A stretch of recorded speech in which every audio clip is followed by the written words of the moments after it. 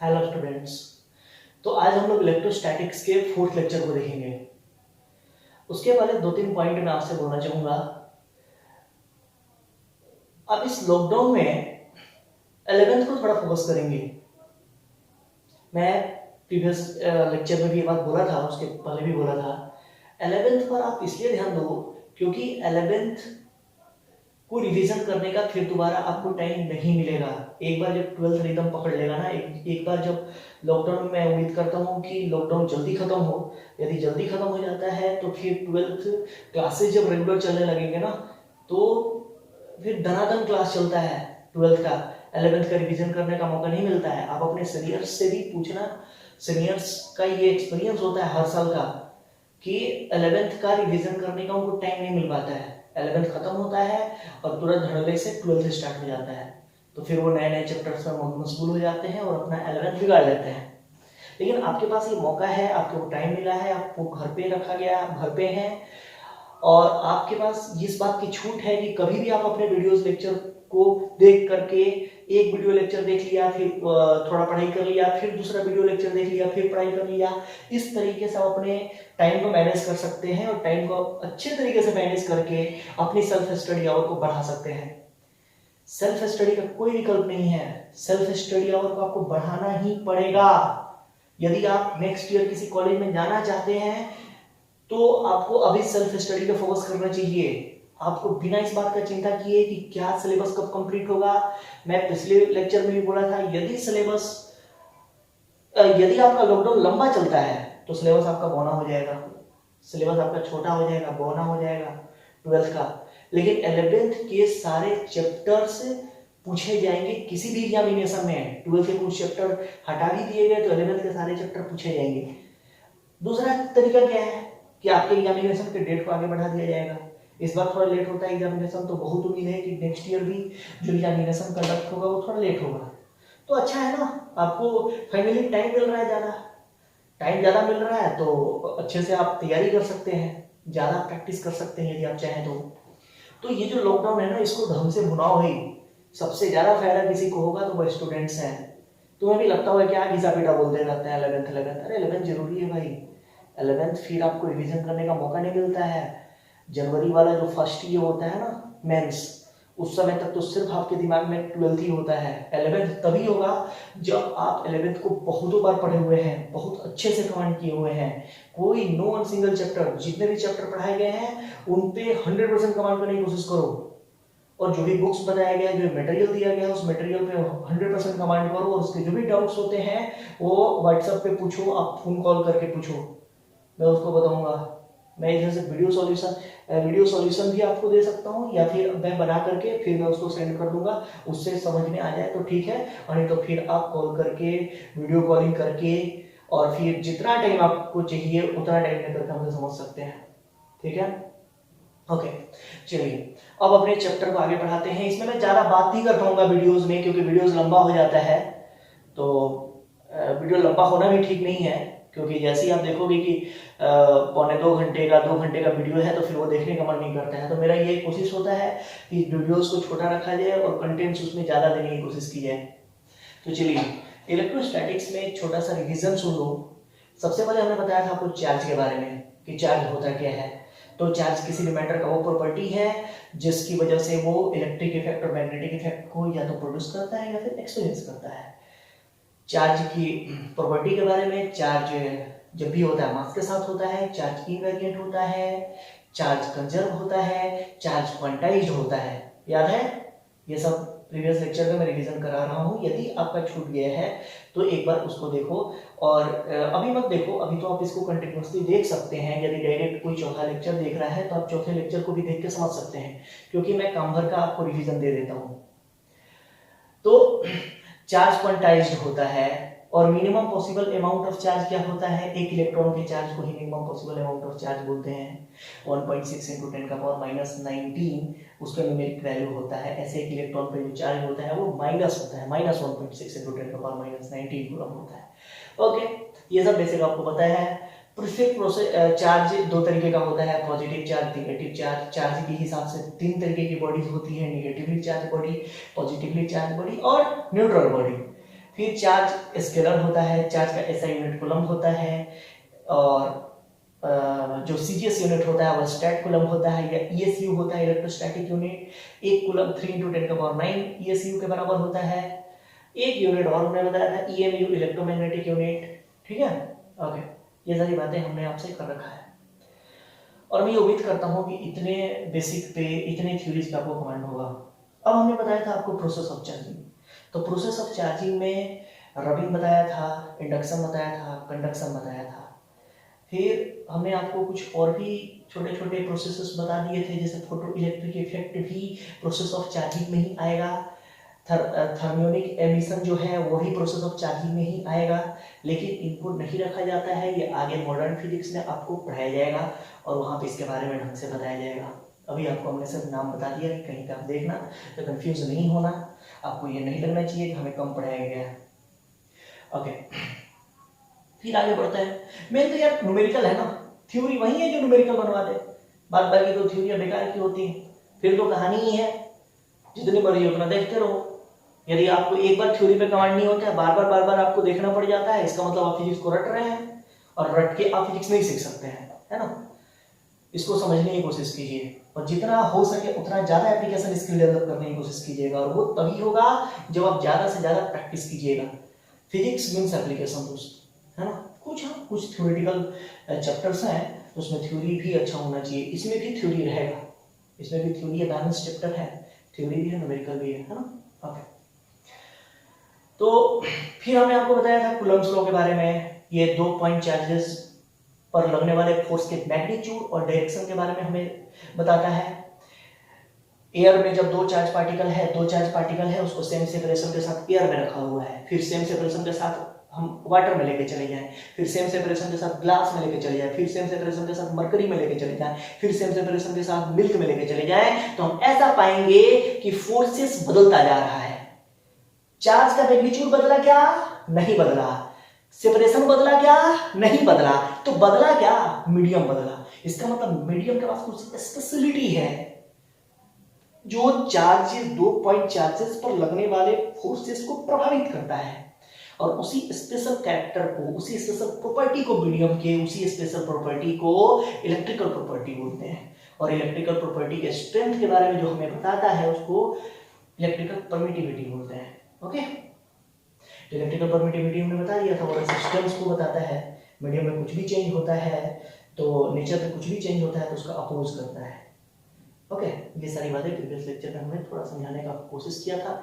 जैसे जैसे चैप्टर आगे बढ़ता जाएगा वैसे वैसे कुछ चीज़ों पे बाद में कमांड होता है, जैसे उस समय सुनोगे तो थोड़ा सा कम कमांड होगा, फिर जैसे जैसे चैप्टर आगे बढ़ेगा 2 रिवीजन 3 रिवीजन सुनोगे और लेक्चर सुनोगे, आपका कमांड जो है ना बिल्कुल परफेक्ट होता जाएगा हर एक टॉपिक पे।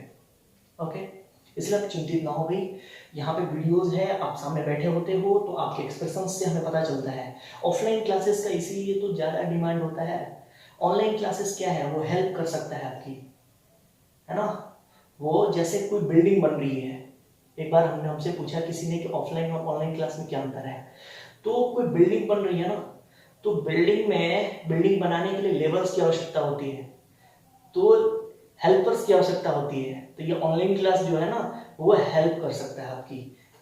वो 100% यदि आप भरोसा करोगे बिल्डिंग है, वो बिल्डिंग नहीं हो सकता है, वो हेल्पर होगा, है ना। तो ऑफलाइन क्लासेस का हमेशा ही ज़्यादा वेटेज रहा है और आगे भी रहेगा। थोड़ा कोरोना का लॉकडाउन है, इसमें आपको लग सकता है बीच बीच में कि ऑनलाइन क्लासेस, अब तो सारे एग्जामिनेशन भी ऑनलाइन हो रहे हैं तो क्लासेस भी ऑनलाइन होगा, लेकिन ऐसा नहीं है। ऑफलाइन जैसे एक बार स्टार्ट होगा फिर बच्चे जो भी हैं या फिर गार्जियंस जो भी हैं वो जरूर इस चीज़ को समझेंगे कि ऑफलाइन क्लासेस का मज़ा और ही है। ऑफलाइन क्लासेस ज़्यादा मज़ा देगा, और जितने भी रिजल्ट्स होंगे, जितने भी टॉपर्स होंगे वो सब के सब ऑफलाइन क्लासेस से होंगे। ये ऑनलाइन क्लासेस आपको देखने में अट्रैक्टिव लगेगा, थोड़ा फैंसी टाइप लगेगा, लेकिन उतना ये फ्रूटफुल नहीं होगा। लेकिन अभी क्या है कि लॉकडाउन में और कोई ऑप्शन नहीं है तो इसी के थ्रू जाना है। लेकिन हाँ, आप जितना हमें यूज करना चाहते हो, जितना डाउट पूछना चाहते हो, उतना जितने घंटे आप डाउट पूछना चाहते हैं ना, मैं अवेलेबल हूँ। आप व्हाट्सएप पे क्वेश्चंस पूछो, व्हाट्सएप पे वॉइस मैसेज कर दो, या फिर कभी आप कॉल करो, वीडियो कॉलिंग के थ्रू, कैसे भी आप एफर्ट लगाओ, आप एफर्ट लगाओगे तो पूरा का पूरा ऑप्टिमस टीम आपके साथ है, सब कोई इंटरेस्टेड है कि आप डाउट पूछिए और उसका हम लोग डाउट बताएं, आप ही के लिए इतना किया जा रहा है, ठीक है। तो इस बात को समझेंगे और इसको समझते हुए फिर आगे अपना प्रिपरेशन को जारी रखो दोस्त, है ना। ओके, ये टिपिकल सिचुएशन है थोड़ा। विकसित देश अमेरिका भी इस चीज से जूझ रहा है, तो हमें तो जूझना ही है ना, हमारी सरकार अच्छा काम कर रही है, बावजूद इसके भी हमें झेलना पड़ रहा है। तो इसमें आपका जो मेन चीज है ना वो नहीं रुकना चाहिए, आपका मेन चीज स्टडी है भाई, ये नहीं रुकना चाहिए, और इसको नहीं रुकने देने के लिए हम लोग ये सब प्रयास कर रहे हैं, ठीक है। ओके, तो थोड़ा सपोर्ट कीजिए, है ना, चिल रहिए, मस्त होकर के पढ़िए, खूब पढ़िए, 11th भी रिवीजन करना नहीं भूलना है, एकदम याद रखना 11th नहीं भूलना है। चलिए मैं मुद्दे पे आते हैं। तो कोलंबियन फोर्स, इलेक्ट्रोस्टैटिक फोर्स पे डिस्कशन हो चुका है। एक दो डाउट आया था, मैं पहले उसको शेयर कर लेता हूँ आपसे। एक डाउट ये आया था, एक पुराना डाउट था कि सिमिलर चार्जेस के बीच में अट्रैक्शन होता है क्या, उसका अभी तक जवाब हमने नहीं दिया है, वो आज के लेक्चर में मैं दूंगा। एक डाउट ये आया था कि सर ये पॉइंट चार्ज होता क्या है, किस चार्ज को हम पॉइंट चार्ज मानेंगे। तो देखो दोस्त, कोई भी चार्ज पॉइंट चार्ज माना जा सकता है। जो पॉइंट चार्ज है ना, जब उसके डिस्टेंस के रिस्पेक्ट में जब पार्टिकल का, बॉडी का डायमेंशन काफी छोटा है ना, तो उस चार्ज बॉडी को हम लोग पॉइंट चार्ज बॉडी मान सकते हैं। जैसे फिर से समझो, एक याद एग्जांपल देंगे ना तो समझ में आएगा। जैसे मान लो कि दो चार्जेस हैं, दो चार्ज बॉडी है, और उनका जो डायमेंशन है वो डायमेंशन कुछ 5 सेंटीमीटर का है, या फिर 5 मिलीमीटर ले लेते हैं, 5 मिलीमीटर का है, और उनको 100 मीटर की दूरी पर रखा गया है। तो 100 मीटर के रिस्पेक्ट में 5 मिलीमीटर बहुत छोटा है। इसका मतलब कि इस पार्टिकुलर सेपरेशन, दो चार्ज बॉडी हैं, उनके बीच में जो सेपरेशन है, उस सेपरेशन के रिस्पेक्ट में इनका जो खुद का डायमेंशन है वो बहुत बहुत छोटा होता है। तो ये जो बॉडीज हैं वो पॉइंट चार्ज बॉडी की तरह ट्रीट करने लगते हैं। ओके, ये पॉइंट चार्ज बॉडीज माने जाते हैं, ठीक है। और उनके बीच में जो फोर्स लगता है 1/4πε Q1 Q2/r² होता है। एप्सिलॉन यदि एयर और वैक्यूम में देखेंगे तो यही एप्सिलॉन नॉट में कन्वर्ट हो जाता है। ओके, चलिए, तो आज हम लोग के का आज का जो लेक्चर है वो हम अब स्टार्ट करेंगे, और के की वैल्यू का सीजीएस में हमने जो भी 9 × 10⁹ वैल्यू जाना है के बारे में, के की वैल्यू 9 × 10⁹ जो होता है, उसमें देखोगे उसके बाद जो भी यूनिट यूज किया गया है वो ऐसा यूनिट यूज किया गया है। उसी को आज हम सीजीएस में कन्वर्ट करके देखेंगे कि सीजीएस में के की वैल्यू कितनी होती है। तो आप हेडिंग लगा सकते हैं, वैल्यू ऑफ के इन सीजीएस यूनिट। एक काम करते हैं, आप निकालो इसको, थोड़ा दिमाग लगाना। न्यूटन की जगह पे वहीं आप डाइन ले लेना, है ना, बोलते हैं ना 1 न्यूटन में 1 लाख डाइन होता है। जैसे दो लड़कियां लड़ रही हैं, पहली ने दूसरी को, जैसे गीता और सीता है, ये गीता रही और ये सीता रही। सीता ने गीता को डाइन बोल दिया तो गीता सीता को न्यूटन बोल देगी, बोलेगी मैं 1 डाइन के बराबर हूं, तो तुम 1 लाख डाइन के बराबर हो। 1 न्यूटन में कितने डाइन होते हैं? 1 लाख डाइन होता है, ठीक है। 1 कूलम में कितना स्टैट कूलम होते हैं? 3 × 10⁹ स्टैट कूलम होता है। तो कूलम की जगह पे क्या लेना? 3 × 10⁹। 1 कूलम की जगह पे 3 × 10⁹ स्टैट कूलम ले लेना। 1 न्यूटन की जगह पे 10⁵ डाइन ले लेना।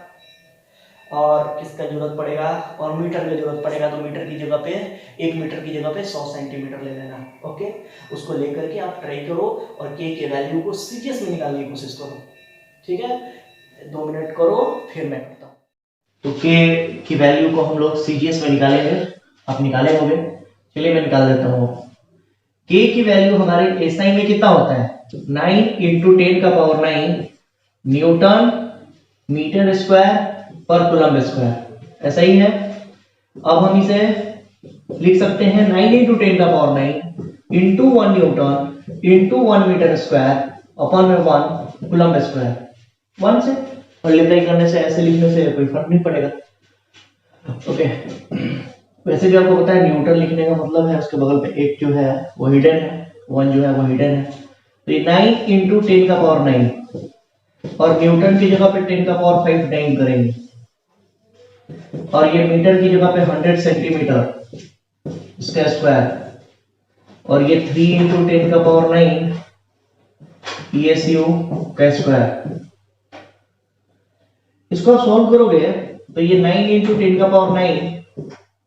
10⁻⁵ इंटू 10⁻⁴ अपॉन में 3 इंटू 10⁻⁹ इंटू 3 इंटू 10⁻⁹ हो जाएगा। तो ये 10⁻⁹ 10⁻⁹ खत्म हो गया, 10⁻⁹ 10⁻⁹ से ये देखो 10⁻⁵ और 10⁻⁴ कितना हो जाएगा, 10⁻⁹ ही होगा। तो ये ऊपर का 10⁻⁹ और नीचे का 10⁻⁹ एक दूसरे को कैंसिल कर देगा। ओके, ये 339 है, ये कट पीट के कितना आ गया, 1 आ गया। और ये इसके बगल में क्या बैठेगा, dyne centimetre square upon ESU या स्टैट कूलम का स्क्वायर। ESU को स्टैट कूलम और फ्रैंकलिन भी बोलते हैं, है ना। ESU को स्टैट कूलम और फ्रैंकलिन दोनों बोलते हैं। ओके, इसका मतलब है कि जब भी हमें CGS में K की वैल्यू यूज करनी होगी तो हम 1 यूज करेंगे। अब सवाल ये उठता है कि CGS में कब जरूरत पड़ेगा, तो जब आपके datas, given datas CGS unit को फॉलो कर रहे होंगे। जैसे चार्ज ESU में दिया हुआ है 10 ESU का एक पॉइंट चार्ज, 20 ESU का दूसरा पॉइंट चार्ज, दोनों को 10 सेंटीमीटर के सेपरेशन पर अरेंज कर दिया गया है, तो दोनों के बीच में कितना फोर्स लगेगा। तो यहाँ पर जो चार्जेस है उसको ESU के फॉर्म में, मतलब CGS में दिया गया है, और जो गैप है, जो सेपरेशन है, उसको भी CGS के फॉर्म में ही दिया गया है। तो वहां पे हम K की वैल्यू को 1 यूज करेंगे और फोर्स किस में आएगा, डाइन में आएगा।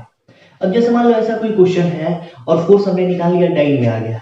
अब डाइन में आ गया और सारे ऑप्शन न्यूटन में दिए गए हैं, तो डाइन को तो न्यूटन में कन्वर्ट करना तो जानते ही है, तो वहां से कन्वर्ट कर लेंगे और फिर टिक कर लेंगे।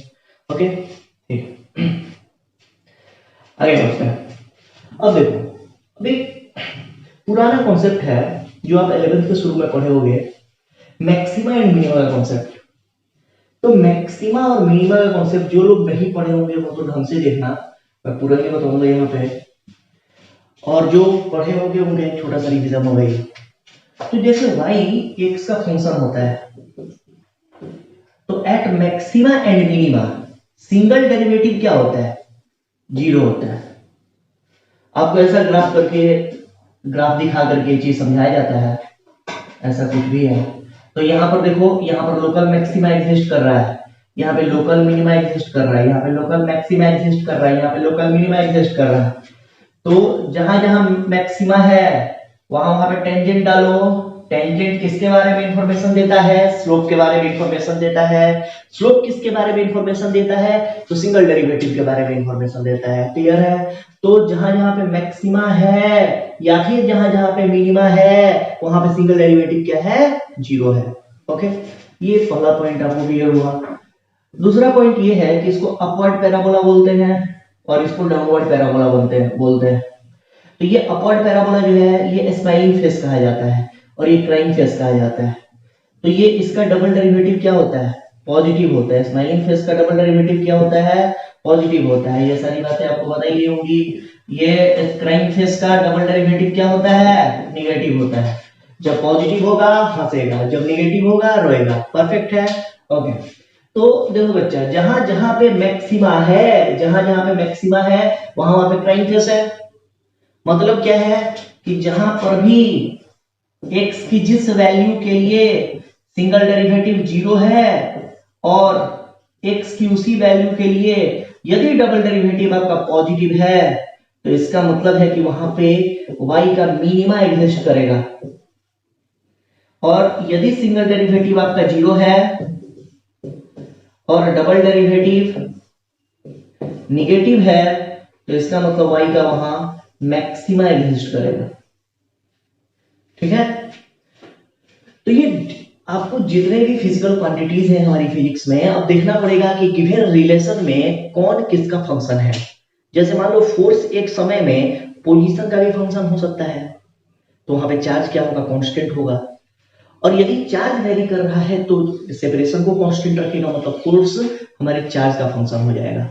तो जब फोर्स चार्ज का फंक्शन होगा तो मैक्सिमम फोर्स जानने के लिए या मिनिमम फोर्स जानने के लिए हम फोर्स को चार्ज के रिस्पेक्ट में डिफरेंशिएट करके 0 करेंगे।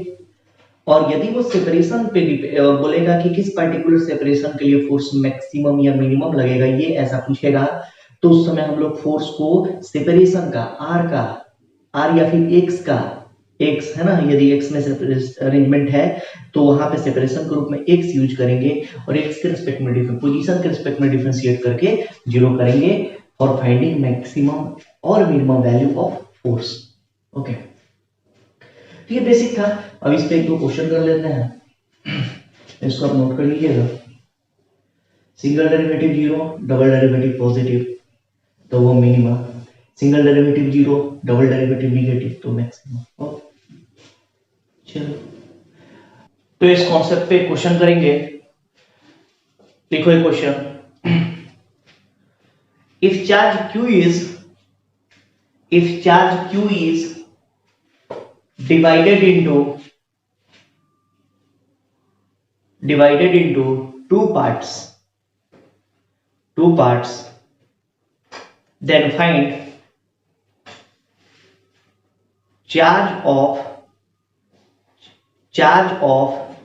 each part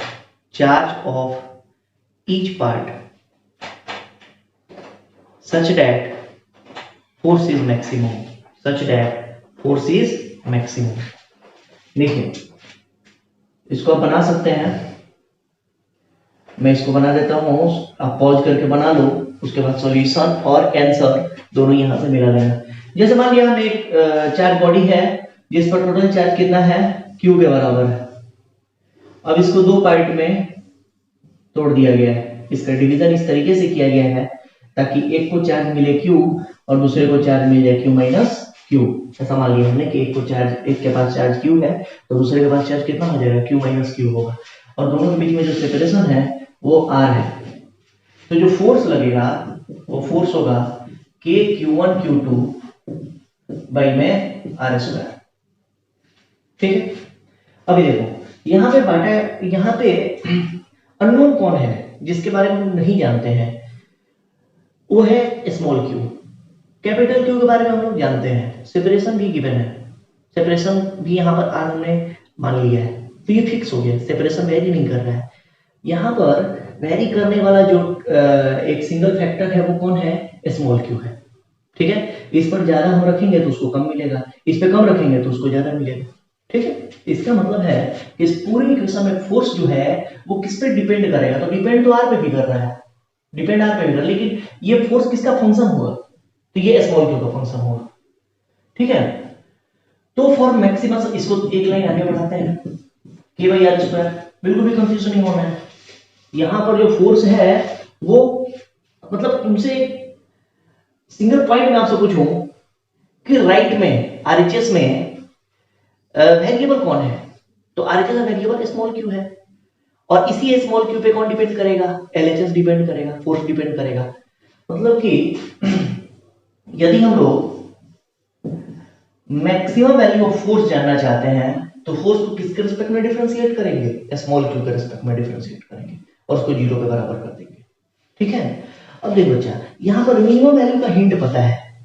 अब मिनिमम वैल्यू हमें पता है, मिनिमम वैल्यू कैसे पता है, यदि मैं चार्ज का डिस्ट्रीब्यूशन इस तरीके से करूं कि इसको मैं जीरो चार्ज दे दूं, इसको मैं चार्ज लूं ही नहीं, मैं दो ऐसे चार्ज बॉडी की कल्पना करूं, दो ऐसे चार्ज बॉडी को का मैं एजम्पशन करूं जिसमें से एक के पास कुछ चार्ज ही नहीं है तो दूसरे के पास पूरा का पूरा चार्ज होगा, और जब एक के पास चार्ज नहीं है, जीरो है, मतलब दोनों के बीच में लगने वाला फोर्स क्या हो जाएगा, जीरो हो जाएगा। मतलब यहाँ पर मिनिमम फोर्स का हिंट अवेलेबल है।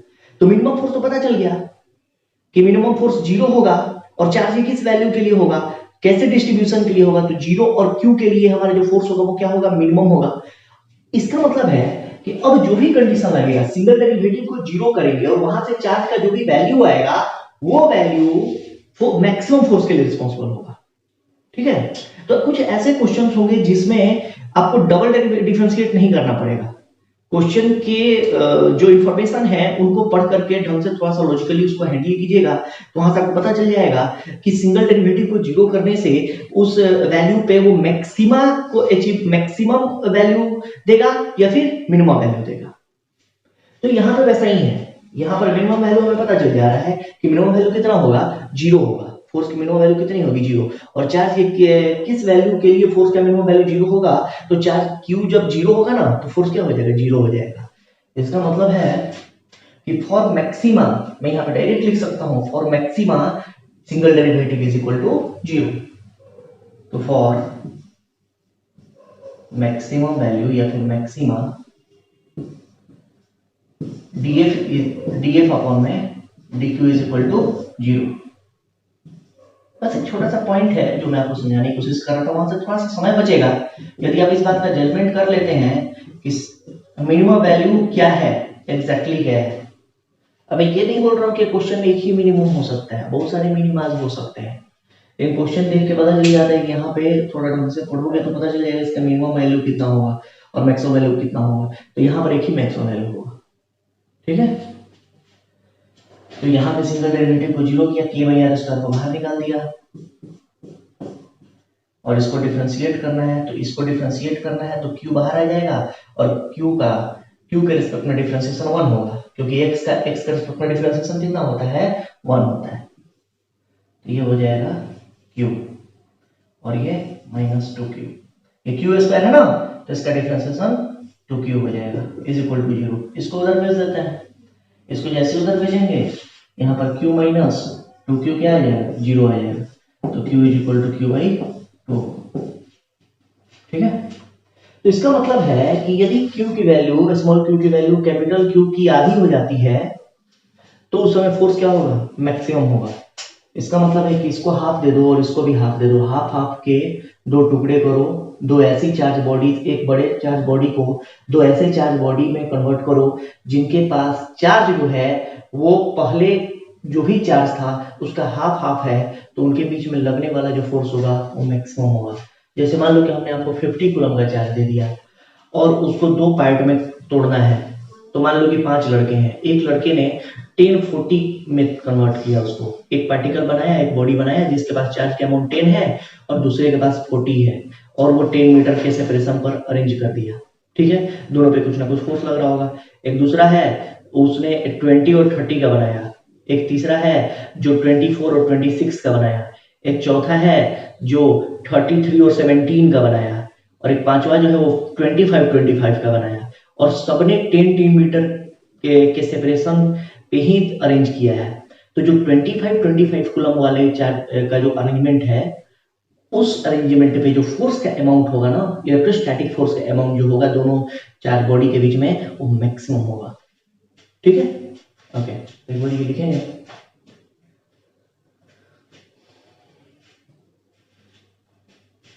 चलिए अब देखो, ये तो चार्ज के वेरिएशन से रिलेटेड एक क्वेश्चन पूछ लिया गया मैक्सिमम मिनिमम का। अब क्या करेगा,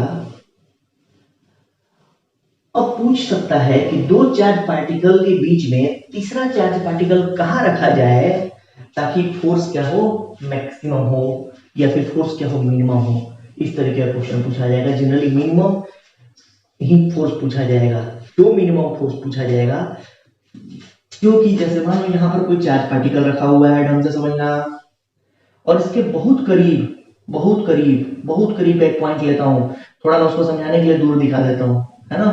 तो यहाँ पे मान लो कि ये यहाँ का पॉइंट है, लेकिन थोड़ा मैं सेपरेट करके दिखा रहा हूँ ताकि आपको स्पष्ट दिखे। अब इनके बीच में जो गैप है ना वो r है और ये r टेंड्स टू 0 है, बहुत छोटा है। तो हमारा फोर्स का फॉर्मूला क्या होता है, ये इनवर्स लॉ को फॉलो करता है, K Q1 Q2 r square. तो ये r बहुत छोटा है तो फोर्स क्या होगा, बहुत बड़ा हो जाएगा। तो फोर्स किसको टेंड करने लगेगा, इन्फिनिटी को टेंड करने लगेगा, ठीक है। तो दो चार्ज पार्टिकल है और उनके बीच में कोई भी चार्ज पार्टिकल, तीसरा चार्ज पार्टिकल रखा जा रहा है, तो उस चार्ज पार्टिकल पे मैक्सिमम फोर्स कितना लगेगा, तो इन्फिनिटी लगेगा। तो मैक्सिमम फोर्स तो हमें पता चल गया, तो आपसे पूछा क्या जा सकता है, मिनिमम फोर्स, ठीक है। तो उसमें भी जो फोर्स का एक्सप्रेशन होगा वो पोजीशन का फंक्शन होगा, और जब पोजीशन का फंक्शन है तो हम मिनिमम वैल्यू जानने के लिए फोर्स को किसके रिस्पेक्ट में डिफरेंशिएट करेंगे, पोजीशन के रिस्पेक्ट में डिफरेंशिएट करेंगे और उसको 0 के बराबर कर देंगे, ठीक है। और उस वहां से जो x आएगा वो x का वो वैल्यू होगा जिस x पर यदि आप चार्ज को रखेंगे तो मिनिमम फोर्स फील करेगा, ठीक है। और जब x निकल गया और नेट फोर्स का एक्सप्रेशन आपने निकाल रखा है पहले से, तो x की वैल्यू को उसमें फीड करोगे, मिनिमम फोर्स भी निकल जाएगा। तो चलिए अभी करके देखते हैं। तो थोड़ा बहुत आइडिया हम आपको दे रहे थे, अब ये क्वेश्चन करेंगे तो उससे क्लियर हो जाएगा। उसके पहले 2-3 बेसिक पॉइंट मैं आपसे डील करना चाहूंगा। एक पॉइंट ये है कि आप ये मान के चलिएगा कि जो राइट में फोर्स है, राइट में जो फोर्स वेक्टर होगा वो पॉजिटिव होगा, और जो लेफ्ट में फोर्स वेक्टर होगा ना वो निगेटिव होगा। ठीक है। एक पॉइंट और है, यदि यहां पर कोई चार्ज पार्टिकल रखा हुआ है और इसके इधर हम कोई पॉइंट लेते हैं, बहुत करीब का कोई पॉइंट, और वहां पे कोई दूसरा चार्ज पार्टिकल रख देते हैं, तो इस पर जो फोर्स लगेगा इस चार्ज की वजह से वो प्लस इंफिनिटी लगेगा, और इसके इधर रख देते हैं तो इसकी वजह से इस पर जो फोर्स लगेगा वो माइनस इंफिनिटी लगेगा, सिर्फ डायरेक्शन की वजह से। बहुत करीब है तो मैग्नीट्यूड डिसाइड हो गया कि मैग्नीट्यूड कितना होगा, इनफिनिट नहीं होगा, इनफिनिट अमाउंट का ही फोर्स लग रहा होगा। ठीक है, फोर्स की वैल्यू इंफिनिटी को टेंड कर रही होगी। लेकिन यदि राइटवर्ड वेक्टर है तो उसको प्लस इंफिनिटी बोलेंगे, लेफ्टवर्ड वेक्टर है तो माइनस इंफिनिटी बोलेंगे। पक्का। एक पॉइंट और है कि किसी भी चार्ज के, जैसे दो चार्ज है और एक चार्ज के बहुत नजदीक का हम पॉइंट ले लेते हैं, एक ऐसा पॉइंट लेते हैं जो इस चार्ज के, जो लेफ्ट में चार्ज पार्टिकल है उससे काफी नजदीक है, तो इसका इफेक्ट ही डोमिनेट करेगा। वो भी इसमें फोर्स लगा रहा है, लेकिन इसी का फोर्स जो है, इसका फोर्स उसके रिस्पेक्ट में बहुत बहुत बड़ा होगा। तो इसी के फोर्स के डायरेक्शन को हम लोग नेट डायरेक्शन मानेंगे, रिजल्टेंट डायरेक्शन मानेंगे। ठीक है। जैसे यहां पर कोई हम पॉइंट ले लेते हैं तो इसकी वजह से इधर लगेगा, तो ये प्लस इंफिनिटी ही मानेंगे। यहां का कोई पॉइंट ले लेते हैं तो इसकी वजह से इधर लगेगा, उस समय हम इसको भूल जाएंगे क्योंकि इसका जो फोर्स लगेगा उस पे, वो उसके रिस्पेक्ट में नेग्लिजिबल लगेगा, काफी छोटा लगेगा, तो उसको इग्नोर कर सकते हैं। तो इस चार्ज के करीब वाले पॉइंट पे इधर हम एक पॉइंट लेते हैं तो माइनस इंफिनिटी फोर्स लगेगा, और इस चार्ज के इधर हम कोई पॉइंट लेते हैं तो प्लस इंफिनिटी लगेगा। थोड़ा सा और चेंज करते हैं, यहाँ पे इस चार्ज के हम लेफ्ट में चले आते हैं, तो यहाँ पर यदि पॉजिटिव चार्ज है, ये भी पॉजिटिव चार्ज है, तो ये रिपल्सन होगा, मतलब यहाँ पे इसके इधर देखोगे तो माइनस इंफिनिटी फोर्स लगेगा। उसी तरीके से ये भी प्लस चार्ज है, उसके जस्ट बगल में ये प्लस चार्ज है, तो इस पर जो फोर्स लगेगा वो प्लस इंफिनिटी लगेगा। तो ये छोटा छोटा पॉइंट है जो आपको पहले से भी क्लियर होगा, लेकिन यहाँ पर मैं फिर से आपको याद दिला देता हूँ क्योंकि मैं अभी इसका यूज करने जा रहा हूँ। ठीक है। कुछ और बेसिक देखिए जो आप पहले से भी जानते होंगे, जैसे कोई चार्ज पार्टिकल है, इस पे इधर फोर्स F1 लग रहा है और इधर फोर्स F2 लग रहा है, तो F1, अब जैसे ही दो अपोजिट डायरेक्शन में वेक्टर अवेलेबल हैं, दो अपोजिट डायरेक्शन के वेक्टर अवेलेबल हैं, तो इनका रिजल्टेंट 0 हो सकता है। लेकिन किसी चार्ज पार्टिकल पे दोनों फोर्स एक ही डायरेक्शन में लग रहा है, या तो इधर या फिर इधर, तो उस केस में F1 और F2 का रिजल्टेंट 0 नहीं हो सकता है। ठीक है। तो रिजल्टेंट फोर्स 0 होने का पहला शर्त यह है कि किसी भी बॉडी पे अपोजिट डायरेक्शन में फोर्स वेक्टर अप्लाई होने चाहिए, जो भी दो फोर्स लग रहा है वो जस्ट एक दूसरे के अपोजिट लगना चाहिए। ठीक है। ओके, चलिए इतने बेसिक को लेकर के हम आगे। हाँ, एक पॉइंट और है, चार्ज की वजह से, एक चार्ज की वजह से दूसरे चार्ज पार्टिकल पे जो फोर्स लगता है, एक चार्ज की वजह से दूसरे चार्ज पार्टिकल पे जो फोर्स लगता है, वह फोर्स चार्ज के मैग्नीट्यूड पे डिपेंड करता है, चार्ज के मैग्नीट्यूड पे डायरेक्टली डिपेंड करता है, और दोनों के बीच का जो सेपरेशन है उस पे इनवर्सली डिपेंड करता है। ठीक है। तो इसका मतलब है कि चार्ज जैसे जैसे बढ़ता जाएगा वैसे वैसे फोर्स क्या होता जाएगा, बढ़ता जाएगा, और आर जैसे जैसे घटता जाएगा वैसे वैसे फोर्स क्या होता जाएगा, बढ़ता जाएगा। तो एक बात समझना, यहाँ पे ये बात पहले से भी आपको पता है, लेकिन यहाँ पर बताने का कारण क्या है ये आपको समझ में आएगा। जैसे मान लो कि यहाँ पर कुछ 20 कूलम का चार्ज है और यहाँ पे कुछ 50 कूलम का चार्ज है, हमसे थोड़ा देखिएगा, -50 मान लेते हैं, -50 मान लेते हैं। ठीक है। तो इसके इधर हम कोई भी पॉइंट लेते हैं, -50 कूलम जो यहाँ पे है, इस अरेंजमेंट को ढंग से समझना है, इसके राइट में हम कोई भी पॉइंट लेंगे तो वो पॉइंट जो है वो इससे नजदीक भी है, बड़े चार्ज से नजदीक है, मतलब वहां पे हमेशा फोर्स जो होगा वो इसकी वजह से जो फोर्स होगा ना वो हमेशा बड़ा होगा। क्योंकि क्या है कि यहाँ का कोई भी पॉइंट लोगे तो उसके लिए जो आर है वो क्या है, छोटा है, और दूसरा पॉइंट क्या है कि चार्ज का अमाउंट भी क्या है, बड़ा है। तो ये दोनों बात सपोर्ट कर रहा है ना कि इसकी वजह से जो फोर्स इस पॉइंट पे, इसके इधर किसी भी पॉइंट पे जो फोर्स लगेगा वो इसकी वजह से लगने वाले फोर्स से हमेशा क्या होगा, ज्यादा होगा। क्यों? क्योंकि चार्ज, एक तो चार्ज बड़ा है और इससे इसकी दूरी भी क्या है, कम है, और इससे क्या है, ये चार्ज भी छोटा है और दूरी भी क्या है, बड़ी है। तो दोनों की वजह से, इसकी वजह से लगने वाला जो फोर्स होगा वो फोर्स इसकी वजह से लगने वाले फोर्स से छोटा होगा। ठीक है। अब इसके इधर कोई पॉइंट ले लो, अब इसके इधर पॉइंट लोगे तो क्या होगा कि जब बहुत करीब का पॉइंट लोगे तो वहां पर तो इसका इफेक्ट डोमिनेट करेगा, लेकिन जब दूर का पॉइंट लेने लगोगे ना तो इसका इसका इफेक्ट डोमिनेट करने लगेगा। समझ आ रहा है? इसके बहुत करीब का कोई पॉइंट लोगे, ये छोटे चार्ज के इधर की मैं बात कर रहा हूं, तो छोटे चार्ज से बहुत करीब का पॉइंट लोगे, क्योंकि चार्ज क्या है, अमाउंट में छोटा है, लेकिन यहाँ पे आर क्या है, कम है।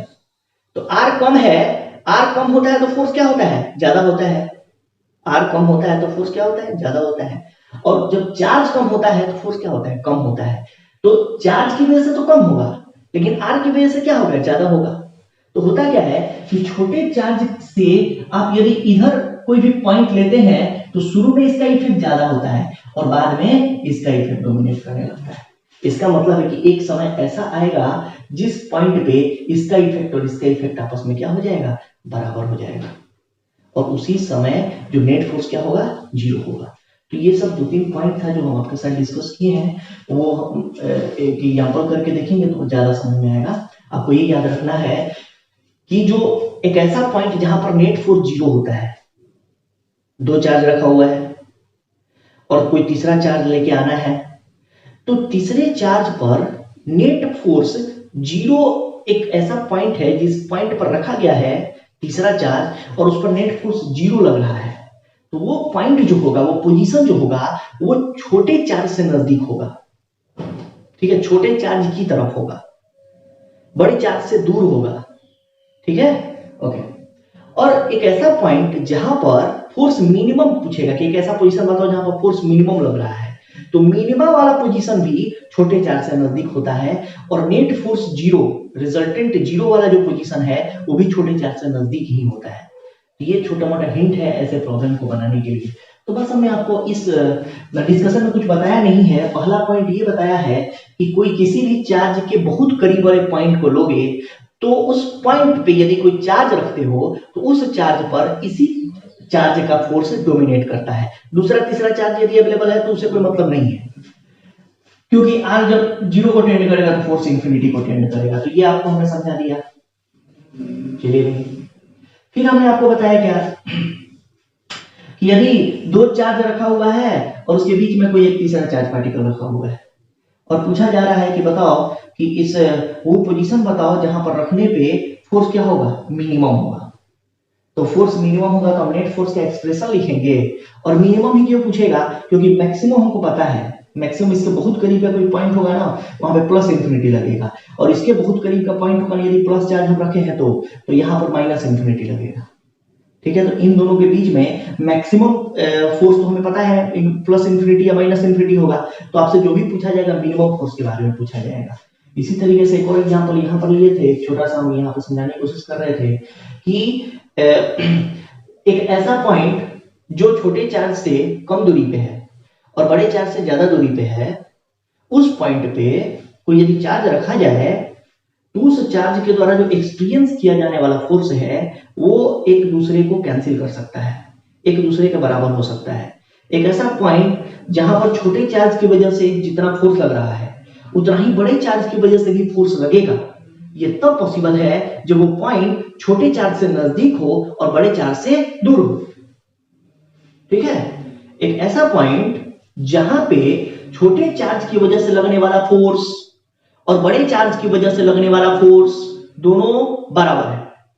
एक ऐसा पॉइंट जहां पे कुछ हम चार्ज रखे हैं, वो चार्ज एक छोटे चार्ज की वजह से जितना फोर्स फील कर रहा है उतना ही फोर्स एक बड़े चार्ज की वजह से भी फील कर रहा है। ये तब पॉसिबल है जब वो पॉइंट इस छोटे चार्ज से नजदीक होगा और बड़े चार्ज से दूर होगा।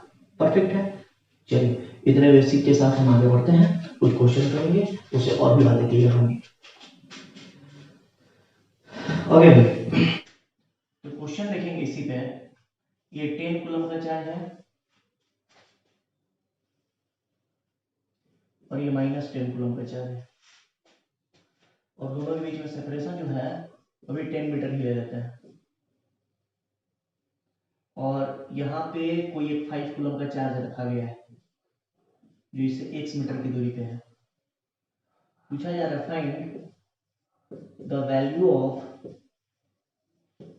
Force, find the value of x such that force मतलब net force on 5 coulomb charge is minimum. ठीक है, अब देख भाई, ये मिनिमम जैसे ही बोला ना, अभी मैक्सिमम मिनिमम का क्वेश्चन हो गया, तो हम करेंगे क्या, यहाँ पे नेट फोर्स का एक्सप्रेशन लिखेंगे। तो इस 5 कूलम के चार्ज पे पॉजिटिव प्लस 10 कूलम की चार्ज की वजह से इधर फोर्स लगेगा, रिपल्सन, पॉजिटिव पॉजिटिव रिपल्सन होगा, पॉजिटिव नेगेटिव के बीच में क्या होगा, अट्रैक्शन होगा। तो ये F1 है और ये क्या है, F2 है। तो F नेट कितना हो जाएगा, F1 प्लस F2। अब आपने इसको x मान रखा है, तो कितना होगा, 10 माइनस x होगा। तो ये हो जाएगा कि Q1 Q2 10 इंटू 5 50 अपॉन में R स्क्वायर प्लस के Q1 Q2, हमें मैग्नीट्यूड खेलना है, माइनस का हम यहाँ पे डायरेक्शन में यूज कर चुके हैं। तो यहाँ पे 5 इंटू 10 फिर से 50 अपॉन में 10 माइनस x का स्क्वायर। अब यहाँ से क्या करोगे, 50k को कॉमन ले लो, बाहर कर दो, और ये 1 by x square plus 1 by 10 minus x का स्क्वायर। ठीक है दोस्त, अब ये फोर्स किसका फंक्शन हो गया, x का फंक्शन हो गया। अब हम फोर्स की मिनिमम वैल्यू जानना चाहते हैं, तो सीधा आपको पता है हम लोग क्या करेंगे, df बाई dx को 0 कर दो, वहां से x का वैल्यू आ जाएगा, और उस x की वैल्यू को उठा के आपको यहां रख देना है, फोर्स का मिनिमम वैल्यू निकाल देंगे। ठीक है, तो इसको एक बार आप डिफरेंशिएट करेंगे, डिफरेंशिएशन सबको आता है, एक बार डिफरेंशिएट करो, उसको 0 करो, और उस पे जो x की वैल्यू आती है उसको इसमें फीड करो, और फीड करके जो भी f का मिनिमम वैल्यू आता है उसको निकाल करके कमेंट बॉक्स में आप आंसर लिखेंगे। ठीक है, ओके।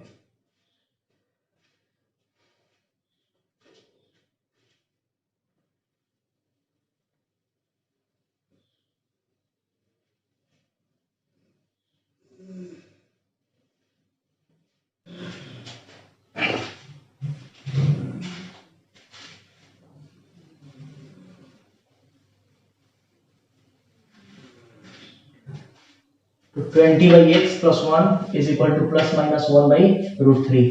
अब इसको आगे बढ़ाना, इसमें से x को फाइंड करना है ना। अब इस बात को ध्यान रखना, x आपने इधर माना है, यदि निगेटिव आता है तो क्या हो जाएगा, रिजेक्ट हो जाएगा। ओके, मतलब कि x एक ऐसी वैल्यू आता है, एक ऐसा वैल्यू आ जाता है जो सजेस्ट कर रहा है कि वो रीजन इनके बीच में होगा या फिर इसके इधर होगा।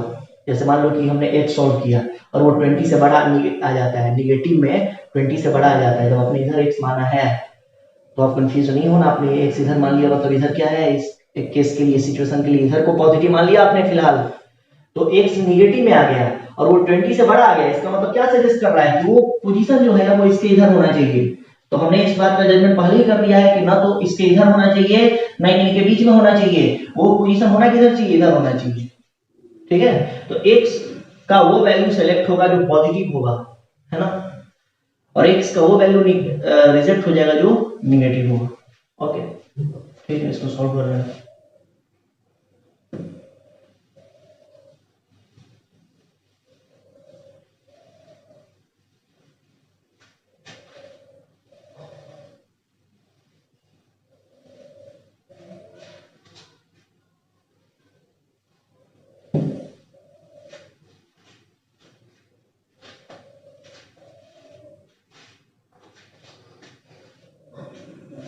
ओके, कुछ और बेसिक प्रॉब्लम करेंगे। तो ये क्वेश्चन देखेंगे, इस पे तीनों पे इक्वल इक्वल चार्ज रखा गया है और ये साइड लेंथ L दिया हुआ है। पूछा जा रहा है find net force on any charge particle.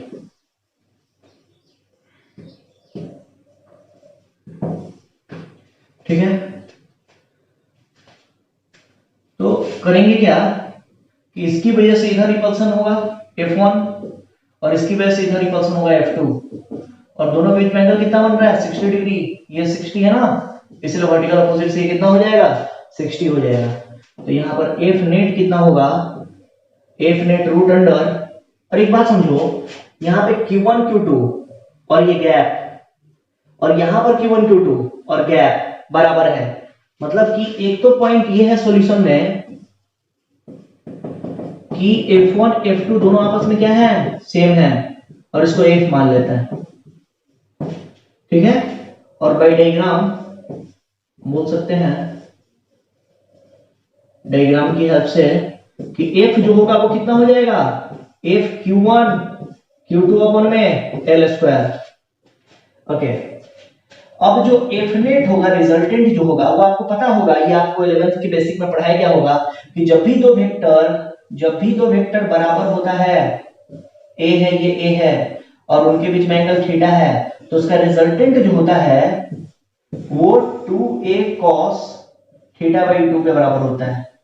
2a cos theta by 2, इसका प्रूफ भी आपको बताया गया होगा, तो उसको मैं डायरेक्ट यूज करूंगा। यहाँ पर फोर्स का मैग्नीट्यूड सेम है इसलिए थोड़ा समय बचा लेंगे। 2f cos theta by 2, theta कितना है 60 बाई 2 है, ये 30 हो जाएगा। तो यहां से 2f की जगह पर k क्यूब स्क्वायर अपॉन में l स्क्वायर और cos 30 कितना होगा √3 बाई 2 हो जाएगा। ओके, अब ये 2 से 2 निपट गया, यहां से √3 k क्यूब स्क्वायर अपॉन में l स्क्वायर होगा। ठीक है, इसको लिख लेंगे, फिर नेक्स्ट प्रॉब्लम देखते हैं।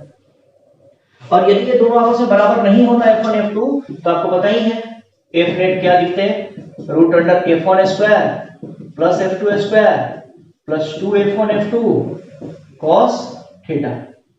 ठीक है, चलिए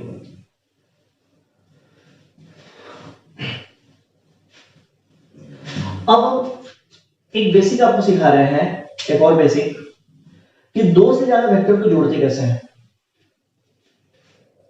जैसे हम लोग दो वेक्टर को लिए, वेक्टर A है और ये वेक्टर B है और यहां पर ये थीटा बना रहा है, तो इस पर खूब काम किया हमने 11th में। इसका फॉर्मूला प्रूफ किया है root under A1 square plus root under A square plus B square plus 2AB cos theta resultant निकालने के लिए। तो उसका एक तरीका और देखो, जैसे हमने x एक्सिस और y एक्सिस बना लिया और जो वेक्टर जैसा दिया हुआ है उसको वैसा रख दिया, यहाँ पर A रख दिया और ये वेक्टर यहाँ पे ऐसे B रख दिया, और जो एक्सिस पर है उसे छोड़ देना है और जो एक्सिस पर नहीं है उसे तोड़ देना है। ये x एक्सिस पर है, A जो है वो x एक्सिस पर है और B जो है वो ना तो x एक्सिस पे है ना y एक्सिस पे है, यहाँ से कुछ एंगल मेंटेन कर रहा है, तो ये एक्सिस पर नहीं माना जाएगा। जब एक्सिस पर नहीं है तो इसे तोड़ना है, तो इसे तोड़ दो भाई। तो ये हो गया B cos थीटा और ये हो गया B sin थीटा, इसको आप भूल जाओ। अब इस डायरेक्शन में A भी है, इस डायरेक्शन में B cos थीटा भी है, तो x की डायरेक्शन में रिजल्टेंट कितना होगा A plus B cos theta और इस डायरेक्शन में रिजल्टेंट कितना होगा B sin थीटा। इसको अभी के लिए मैं y वेक्टर बोल लेता हूं, ये x वेक्टर का मैग्नीट्यूड है और ये y वेक्टर का मैग्नीट्यूड है। ठीक है, दोनों के बीच में एंगल कितना बन रहा है 90 बन रहा है, तो 90 बन रहा है तो इसका रिजल्टेंट निकाल सकते हैं x square plus y square. अब यहाँ पे a प्लस b है, वो मैं इस फॉर्मूले को प्रूफ करने में इंटरेस्टेड नहीं हूं, इसका जो प्रूफ आपको ट्रायंगल से कराया गया है बिल्कुल वो सही है, वैसे ही प्रूफ होता है। फिर मैं इसके रिजल्ट को बताने का एक डिफरेंट तरीका बता रहा हूं, इसलिए मैं ये तरीका बता रहा हूं क्योंकि इसी तरीका का मैं यूज करूंगा 3 4 5 वेक्टर को जोड़ने के लिए। कोई पॉलीगॉन मैं यूज नहीं करने वाला हूं और मैं आपको भी सजेस्ट करूंगा कि आप भी यूज मत कीजिए। देखो भाई, अब इसको लेकर के आगे बढ़ जाओगे ना, आगे बढ़ाओगे तो रिजल्ट मिल जाएगा a square plus b square plus 2ab cos theta. चलिए भाई, तो ये तो दो वेक्टर में ये सिर्फ आपके कॉन्फिडेंस को बढ़ाने के लिए कि देखो भाई ऐसे हम कर लेंगे तो कोई फर्क नहीं पड़ेगा, ऐसे आपको ये बेसिक में बताया ही गया होगा। इसी सेम तरीके को फॉलो करते हुए मैं 3 वेक्टर को जोड़ के दिखाता हूं कि 3 वेक्टर पे क्या करेंगे। जैसे मान लो और उस पर क्वेश्चन करेंगे इलेक्ट्रोस्टैटिक्स का। ये जैसे मान लो कि वेक्टर ए है, ये बी है और ये सी है। ये मान ले बच्चा कि यहां से 60 डिग्री का एंगल मेंटेन कर रहा है। अब इन तीनों को ऐड कर रहा है तो क्या करना है, जो जैसा एक्स और वाई ऐसे बनाना है अपने नोटबुक पे, जो जैसा वेक्टर है जो का त्यों रख देना। ये ए है, ये बी है, 60 का एंगल यहां से बना रहा है, और ये सी है। तो ए और सी तो एक्सिस पर हो गए, तो ए और सी को कुछ नहीं करना है। लेकिन एक्सिस पर कौन नहीं है, बी नहीं है, तो इसको कंपोनेंट में ब्रेक कर लेना है। तो ये बी कॉस 60 और ये बी साइन 60, इसको भी लो। अब एक्स की डायरेक्शन में रिजल्टेंट कितना है भाई, एक्स की डायरेक्शन में रिजल्टेंट का मैग्नीट्यूड है a plus B cos 60 b/2 होगा। y की डायरेक्शन में रिजल्टेंट कितना है, तो ये हो जाएगा c प्लस b√3/2। अब इन दोनों का रिजल्टेंट निकाल लो, वहीं इन तीनों का रिजल्टेंट हो जाएगा। तो a प्लस b/2 का स्क्वायर x स्क्वायर हो गया, और ये c प्लस b√3/2 का स्क्वायर। अब इसको लेके आगे बढ़ जाएंगे, ठीक है। तो तरीका ये है कि 3 वेक्टर, 4 वेक्टर, 5 वेक्टर, 6 वेक्टर, कुछ भी आपको दिया गया है, सबको ज्यों का त्यों एक्सिस पर रखना है, एक्स और वाई एक्सिस पे। जो एक्सिस पर है उसे छोड़ देना है, और जो एक्सिस पर नहीं है उसे तोड़ देना है। और x के डायरेक्शन में रिजल्टेंट लिखना है, y के डायरेक्शन में रिजल्टेंट लिखना है, और √x² प्लस y स्क्वायर लगा देना है। वहां से आपका जवाब मिल जाएगा, ठीक है। ओके, तो इसका यूज कर रहे हैं हम अपने इलेक्ट्रोस्टैटिक्स में। तो देखो एक क्वेश्चन देखेंगे। जैसे मान लो ये कोई स्क्वायर है,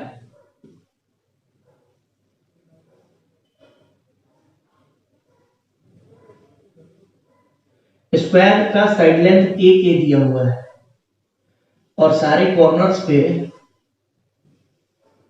चार्जेस रखे हुए हैं Q, Q, Q और ये Q, ठीक है। अब यहां पे कुछ इसका नाम A दे देते हैं, और यहां पूछा गया है defined net force on charge particle A, ठीक है। तो देखो बच्चा एक चीज समझो, इस क्वेश्चन डायग्राम को ही मैं भरूंगा, अब क्वेश्चन डायग्राम लिख लेना, मैं सॉल्यूशन डायग्राम नहीं बनाऊंगा, आप अपने नोट पे बनाना। इन दोनों के इंटरेक्शन की वजह से यहां पर फोर्स लगेगा F1, इन दोनों के इंटरेक्शन की वजह से यहां पर फोर्स लगेगा F2, और इन दोनों के इंटरेक्शन की वजह से यहां पर फोर्स लगेगा F3, ठीक है। ये जो गैप है ना, गैप इंपॉर्टेंट होता है। ये गैप A है, ये भी गैप A है, लेकिन ये वाला जो गैप है वो a√2 होगा। पाइथागोरस लगाओ इस राइट एंगल ट्रायंगल पे, पता चल जाएगा। अब आपको पता भी होगा ये चीज, ये 45 डिग्री है, तो यहां भी एंगल कितना बनेगा 45 डिग्री। अब देख मजे की बात क्या है, इसको या तो तुम उस तरीके से कर लो, 3 वेक्टर है, 3 वेक्टर को यहाँ पे ऐड करना है, तो वो तरीका फॉलो करो, एक्स और वाई एक्सिस करो, जो वेक्टर जैसा है वैसा फीड करो, वैसा रखो, वहां पे पुट करो, जो एक्सिस पर है उसे छोड़ दो, जो एक्सिस पर नहीं है उसे तोड़ दो, एक्स की डायरेक्शन में रिजल्टेंट, वाई की डायरेक्शन में resultant, √x² plus y square कर लो, वहां से रिजल्टेंट आ जाता है। एक तरीका क्या है, थोलॉजिक लगाओ। आपको पता है ये F1 और F2 का मैग्नीट्यूड आपस में सेम होगा, बिल्कुल सेम होगा। क्यों? क्योंकि चार्ज का पेयर आपस में क्या है, इन दोनों का पेयर Q है, यहाँ भी पेयर कितना है Q है, और गैप क्या है A है, यहाँ भी गैप क्या है A है, मतलब F1 और F2 का मैग्नीट्यूड आपस में क्या होगा, सेम होगा। तो F1 और F2 का रिजल्टेंट, जब भी दो वेक्टर जिनका मैग्नीट्यूड आपस में सेम होता है, तो रिजल्टेंट जो होता है F है, ये भी F है मैग्नीट्यूड में, तो रिजल्टेंट बिल्कुल ही बीचों बीच होता है, एंगल बाइसेक्टर पे होता है, तो ये 45 पे हो जाएगा। और ये होगा कितना, ये इनका रिजल्टेंट हुआ F√2, और इसी डायरेक्शन में F3 भी है, ये नहीं बोलना है। तो अब F नेट लिखना है, तो वो कितना हो जाएगा f√2 प्लस f3। अब आपको एक चीज समझना है कि f कितना होगा, तो f हो जाएगा k q1 q2 बाई में r स्क्वायर, तो k q स्क्वायर अपॉन में a स्क्वायर, सिंपल है, इसको वहां फिट कर देना है। f3 कितना है, तो k q1 q2 बाई में a√2 का स्क्वायर, ये k q स्क्वायर अपॉन में 2a स्क्वायर कर देना है, इसको उठा के वहां पर फिट कर देना है, f निकल जाएगा। ठीक है, ओके। नेक्स्ट क्वेश्चन देखते हैं। इतना कैलकुलेशन आपको आता है?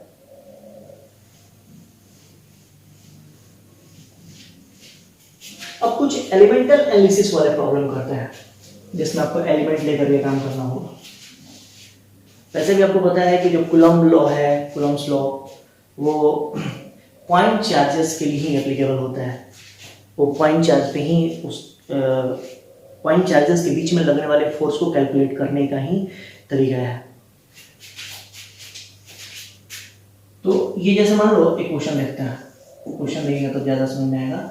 एक पॉइंट चार्ज है, इस पर टोटल चार्ज जो है वो Q के बराबर है। ये क्वेश्चन वाला Q है, ये चार्ज है, और यहाँ पे एक रॉड है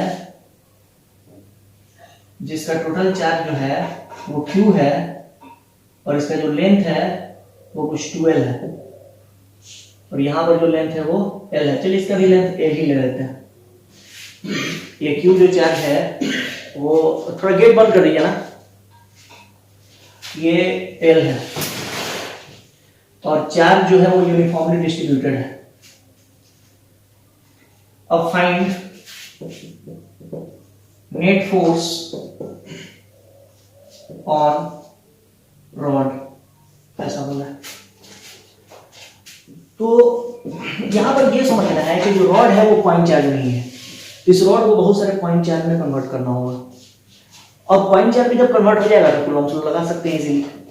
तो करना क्या है ऐसे क्वेश्चंस में, इस रॉड के लिए आपको एलिमेंटल एनालिसिस बताया जा चुका है पहले भी, ये सेंटर मास चैप्टर में बताते हैं, ग्राउंड जीरो बैच को भी हमने ये बात बता रखा है। तो करेंगे क्या, एक्स पे जाके dx थिकनेस का एलिमेंट लेंगे, ठीक है। अब इसे dx थिकनेस में जो चार्ज फंसा हुआ है वो काफी छोटा है। ये जो dx है ना, बड़ा सा दिख रहा है, लेकिन ये क्या है, ये पॉइंट dx की औकात कितनी होती है, dx इतना छोटा होता है, इतना छोटा होता है, इतना छोटा होता है कि इनके बीच में एक बाल तक आप नहीं फंसा सकते हैं। ये dx जो होता है ना, इग्नोरेबल होता है। ये बाल की मोटाई जो है ना, ये इग्नोरेबल नहीं होता है, ये एब्जॉर्बेबल होता है। तो ये dx जस्ट पॉइंट टाइप का है, ठीक है। तो इस पॉइंट मास और इस पॉइंट मास के बीच में हम पॉइंट चार्ज और इस पॉइंट चार्ज के बीच में हम कूलम्ब्स लॉ लगा सकते हैं, और कूलम्ब्स लॉ लगाएंगे तो हम ये पाएंगे कि इस छोटे से पोर्शन पे एक छोटा सा फोर्स लग रहा है जिसको हम लोग df बोल सकते हैं, और इस पे जो चार्ज फंसा हुआ है वो q है, dq है, और वो होगा q/l इंटू dx। ऐसा क्यों है, हम लिख सकते हैं सिंस l लेंथ में टोटल चार्ज कितना है, q है, तो यूनिट लेंथ में चार्ज कितना होगा, q/l, और फिर dx लेंथ में चार्ज कितना हो जाएगा टोटल, q/l इंटू dx। तो यहां से dq कितना आ जाएगा, q/l इंटू dx। अब ये df कितना होगा, k q dq बाई में x स्क्वायर, k q, और dq की जगह पे q/l into dx upon x square. तो ये आ जाएगा k q बाई में l 1/x स्क्वायर dx। अब आपको पता है यहां पे सारे छोटे छोटे एलिमेंट पे df का फोर्स लगेगा। अब नेट फोर्स जानने के लिए सारे df को जोड़ दो, तो यहां पे सारे छोटे नंबर को जोड़ने के लिए किसका यूज करेंगे, इंटीग्रेशन का यूज करेंगे। तो यहां पर यदि हम f नेट जानना चाहते हैं तो df को इंटीग्रेट कर देंगे, तो df कितना आ जाएगा, k q बाई में l x का पावर -2 dx। लिमिट कहां से कहां तक लगाएंगे, पहला एलिमेंट कहां मिलेगा, l पे, लास्ट एलिमेंट कहां मिलेगा, 12 पे, तो l से लेके 12 तक। तो ये k q बाई l बाहर आ जाएगा, और x का पावर -2 का इंटीग्रेशन x का पावर -2 + 1 n + 1 अपॉन में n + 1 कर देंगे। लोअर लिमिट l है, अपर लिमिट 12 है। यहां से k क्यू बाई में l, और ये x का पावर -1 अपॉन में -1 l, और ये 2l, k क्यू बाई में l, और ये -1 बाई x करेंगे l से लेके 2l तक। अब इसको आगे बढ़ो, ये आ जाएगा, यहां पर लिखता हूं मैं k क्यू बाई में l, माइनस को बाहर कर देते हैं, तो ये 1 अपॉन में अपर लिमिट 2l और लोअर लिमिट कितना है l है, तो ये माइनस k क्यू बाई में l, और इनको जब सॉल्व करोगे तो -1 बाई 2l आ जाएगा, है ना। हाफ में से 1 घटाओगे तो -हाफ पाओगे, एक में से हाफ घटाओगे तो हाफ पाओगे, और हाफ में से 1 घटाओगे तो -हाफ पाओगे। ओके, माइनस माइनस प्लस हो जाएगा, तो यहां से नेट फोर्स आ जाएगा k क्यू बाई में 2l स्क्वायर, इतना न्यूटन आंसर। देख लो आप इसको फिर से समझ लो, हमने किया क्या, x पे जाके dx एलिमेंट सेलेक्ट किया, इसमें एक छोटा सा फोर्स df लग रहा है, इस df फोर्स के लिए जो रिस्पॉन्सिबल चार्ज है वो dq है, और dq की हैसियत कितनी है q by l into dx, तो यहाँ पर df होगा k q1 q2 की जगह पर dq है, और यहाँ पर डिस्टेंस कितना है x है, तो x स्क्वायर से डिवाइड कर दिया। अब k q और dq की जगह पर यहाँ से वैल्यू इवैल्यूएट किए हुए हैं, उसको यहाँ पर चिपका दिए, तो ये k q by l into dx आ गया अपॉन में x square, k q upon में l, और ये 1 बाई x स्क्वायर dx है, ये x स्क्वायर है, x स्क्वायर।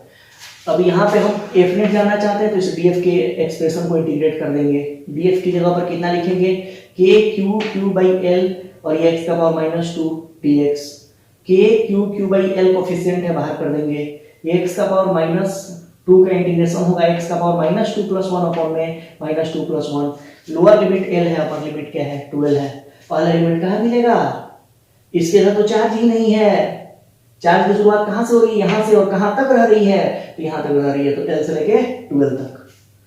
तो अब यहां से ये -1 बाई x कर देंगे, लोअर लिमिट अपर लिमिट, एक बार अपर लिमिट लिखो, तो ये 1 बाई 2l -1 बाई l, इसको इंटीग्रेट कर, इसको आगे बढ़ा दिया, बढ़ाया तो इतना आ गया, ठीक है। ओके, अब ऐसे ही क्वेश्चन हम रिंग से रिलेटेड करते हैं, उसको भी आप ढंग से देखेंगे, इसको एक बार पॉज करके लिखो। देखो क्या करते हैं कि सेमी सर्कुलर रिंग ले लेते हैं, जैसे मैं तुमसे पूछूं कि कंप्लीट रिंग लिया हुआ है, और कंप्लीट रिंग लेकर के और सेंटर पर कोई एक चार्ज रखा हुआ है, ये कुछ Q है और R है, और सेंटर पर Q है, इस पर नेट फोर्स कितना होगा, तो नेट फोर्स 0 होगा। क्यों नेट फोर्स 0 होगा, क्योंकि यहाँ पर एक छोटा सा चार्ज पार्टिकल लो dq, और एकदम जस्ट इसके अपोजिट में यहाँ पर भी ले लो dq, तो इस dq की वजह से जितना रिपल्सन होगा उतना ही इस dq की वजह से भी इधर रिपल्सन होगा, तो एक दूसरे को कैंसिल करेंगे। इन सेम फैशन यहाँ पर ले लो, यहाँ पर ले लो, कैंसिल हो जाएगा, यहाँ पर ले लो, यहाँ पर ले लो, कैंसिल हो जाएगा, यहाँ पर ले लो, यहाँ पर ले लो, एक दूसरे को कैंसिल कर देंगे, यहाँ पर नेट फोर्स कितना हो जाएगा, 0 हो जाएगा। यदि आपसे कोई पूछेगा कि एक कंप्लीट रिंग है, उसमें से dq पार्ट को हटा दिया गया है, dq चार्ज एलिमेंट को वहां से कट करके बाहर कर लिया गया है, तो इस पर नेट फोर्स कितना लगेगा, तो इस पर जो नेट फोर्स होगा वो देख बच्चा, इस dq का यहाँ पर एक छोटा सा एलिमेंट लो और यहाँ पर भी एक छोटा सा एलिमेंट लो, एक दूसरे को पहले भी कैंसिल कर रहे थे, अभी भी कैंसिल करेंगे, यहाँ पर एलिमेंट एक दूसरे को कैंसिल कर रहे थे पहले भी और अभी भी कर रहे हैं, क्योंकि अभी भी इनकी मौजूदगी है, अभी भी अवेलेबल है, गैप कौन हुआ है, सिर्फ ये गैप हुआ है, तो यहाँ वाला एलिमेंट और यहाँ वाला एलिमेंट एक दूसरे को कैंसिल करेगा, यहाँ का एलिमेंट एक दूसरे को कैंसिल करेंगे, लेकिन यहाँ का एलिमेंट जो पहले यहाँ के एलिमेंट से कैंसिल हो रहा था, अब वो ऐसा नहीं हो पाएगा। अब यहाँ का जो एलिमेंट है dq, इसका इफेक्ट रह जाएगा, तो यहाँ पर नेट फोर्स कितना लगेगा, k dq k q1 into q2 by में r स्क्वायर, यहाँ पर दोनों के बीच में गैप कितना है, तो r के बराबर है, ये क्लियर हुआ होगा, है ना। ओके, अब हम सेमी सर्कुलर रिंग लेते हैं, इसको भी आप लिख लेना, एक रिंग है, उसमें से dq चार्ज को आउट कर दिया गया है, और इसके सेंटर पर कोई q चार्ज का पार्टिकल रखा हुआ है, तो उस पर टोटल फोर्स कितना लगेगा, तो इस dq को हटाओगे तो सिर्फ इसकी वजह से फोर्स लगेगा, इस dq की वजह से फोर्स लगेगा, और जितने भी दूसरे चार्ज हैं उन सब की वजह से जो फोर्स लग रहा है वो एक दूसरे को कैंसिल करेंगे। ठीक है, सिर्फ इसका जो इफेक्ट है, इसका जो फोर्स है ना, वो कैंसिल नहीं हो पाएगा। क्यों? क्योंकि ये यहां से गैप कर लिया गया है। जब यहां से गैप करोगे तो यहां वाले का इफेक्ट रह जाएगा, यहां से गैप करोगे तो यहां वाले का इफेक्ट रह जाएगा, फील आ रहा होगा, यहां से गैप करोगे यहां वाले का इफेक्ट रह जाएगा। क्लियर है? ओके, नेक्स्ट क्वेश्चन देखते हैं। ये एक सेमी सर्कुलर रिंग है भाई, सेमी सर्कुलर रिंग है, इस पर चार्ज यूनिफॉर्मली डिस्ट्रीब्यूटेड है और पूरे में प्लस चार्ज है, पूरे में प्लस चार्ज है। इस पर टोटल चार्ज Q है और रेडियस R है। इसके सेंटर पर स्मॉल q रखा हुआ है और पूछा जा रहा है find net force on ring. तो देख बच्चा, रिंग पर नेट फोर्स निकालना है तो रिंग पर उतना ही फोर्स लगेगा जितना ही चार्ज पार्टिकल पर लगेगा। तो आप चार्ज पार्टिकल पर ही नेट फोर्स निकाल लो, रिंग पर भी निकाल सकते हो, चार्ज पार्टिकल पर भी निकाल सकते हो, दोनों क्या आएगा? सेम आएगा। तो देखिए बच्चे, यहां पर बात यह है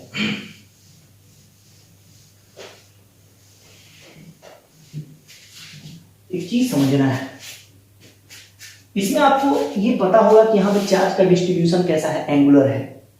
इसके पहले चार्ज का डिस्ट्रीब्यूशन कैसा था? लीनियर था पहले, इसके जस्ट पहले वाले क्वेश्चन में, मतलब रॉड वाले में, इसके पहले के पहले वाले क्वेश्चन में रॉड वाले में जो चार्ज का डिस्ट्रीब्यूशन था वो लीनियर था, तो एलिमेंट भी कैसा लिया गया था? लीनियर लिया गया था। यहां पर एंगुलर है तो एलिमेंट भी कैसा लेंगे?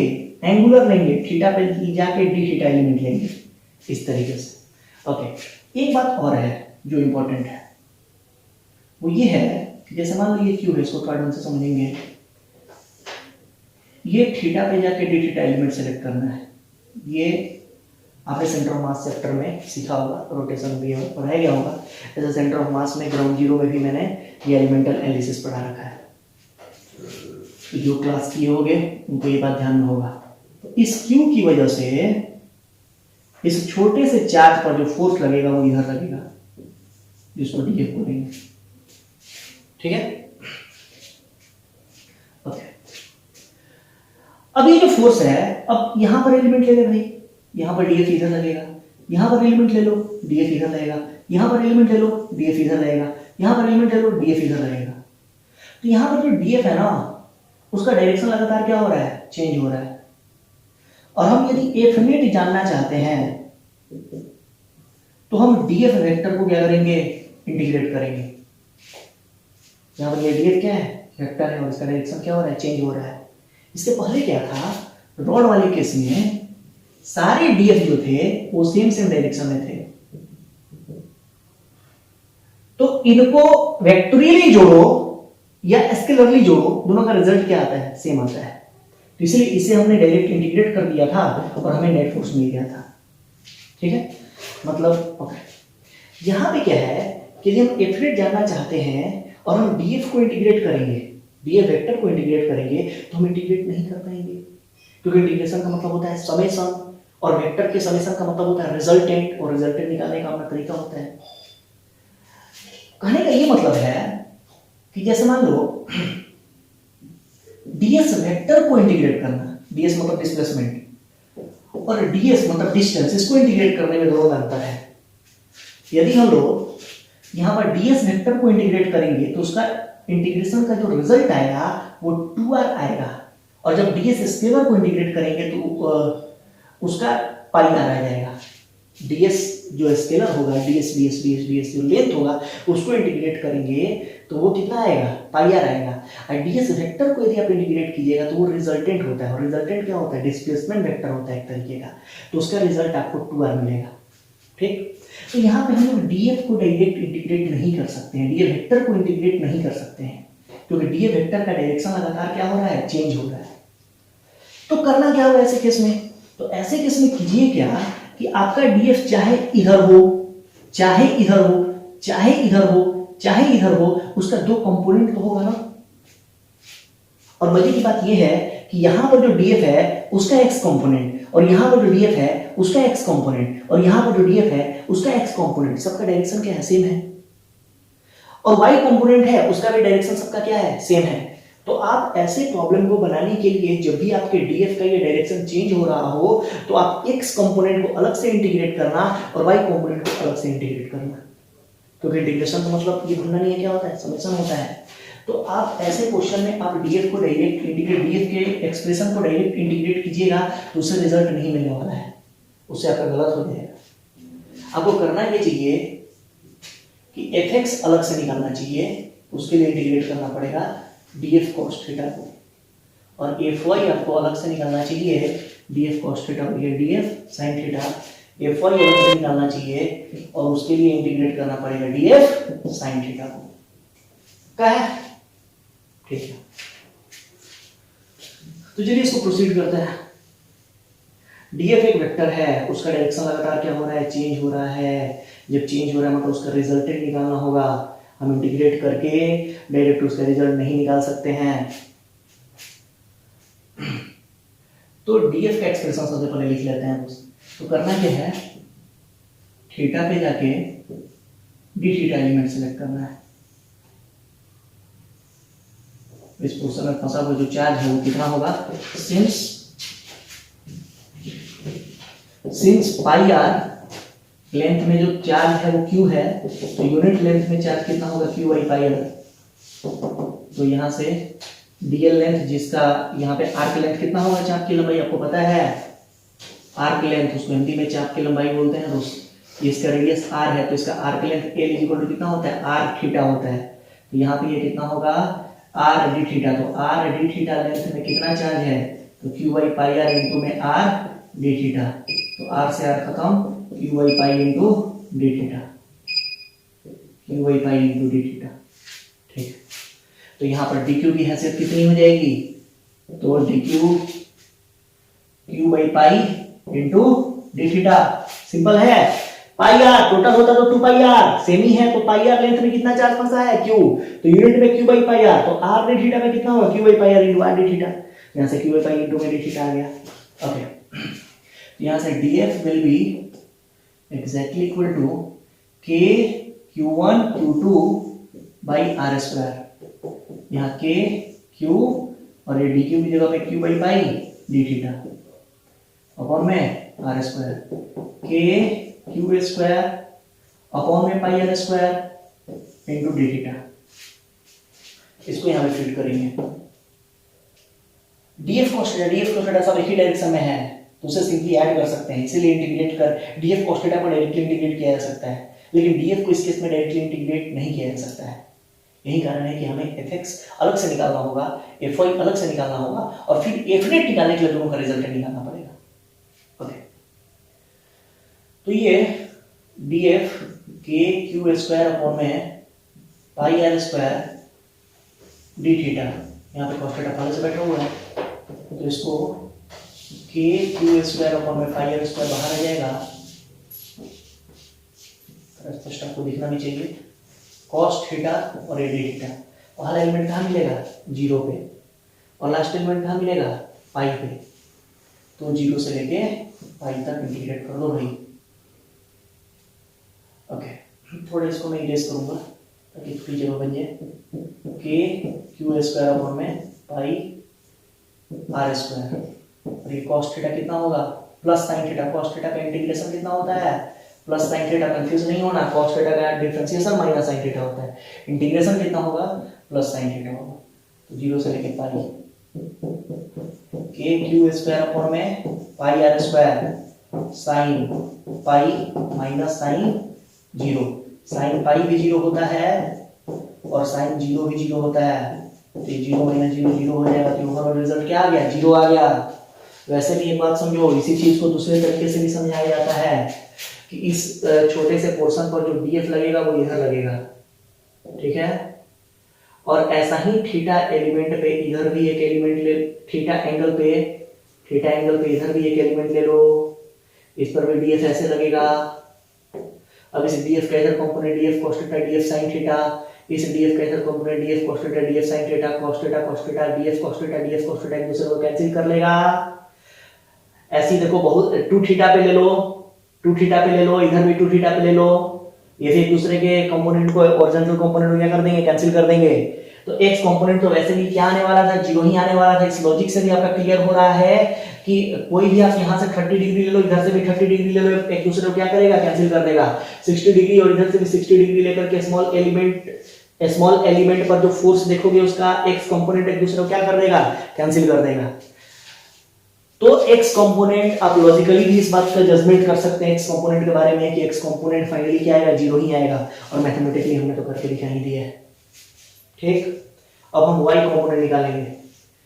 y कंपोनेंट इसको आप पॉज करके लिख लो। तो ये fy के लिए किसको इंटीग्रेट करना है, df sin थीटा को इंटीग्रेट करना है।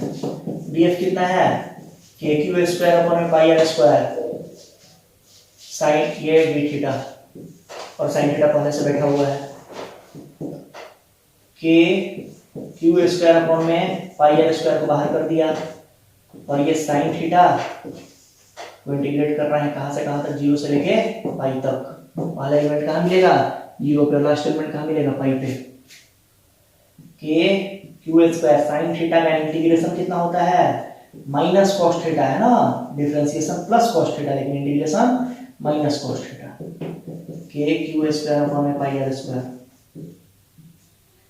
यहाँ पे माइनस को बाहर निकाल दो, ये cos pi minus cos 0, cos pi -1 होता है और कॉस 0 1 होता है। तो -1 और एक माइनस ये जो बैठा हुआ है, तो -1 -1 -2 हो जाएगा, और -2 -2 और ये माइनस जो है वो प्लस हो जाएगा।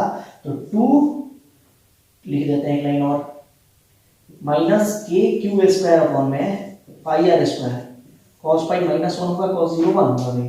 तो यहाँ से ये 2 के क्यू स्क्वायर अपॉन में पाई आर स्क्वायर आ गया। ठीक है, इसके बाद हमें एफ नेट निकालना है, root under F x square plus F y square, दोनों का रिजल्टेंट निकालना होगा।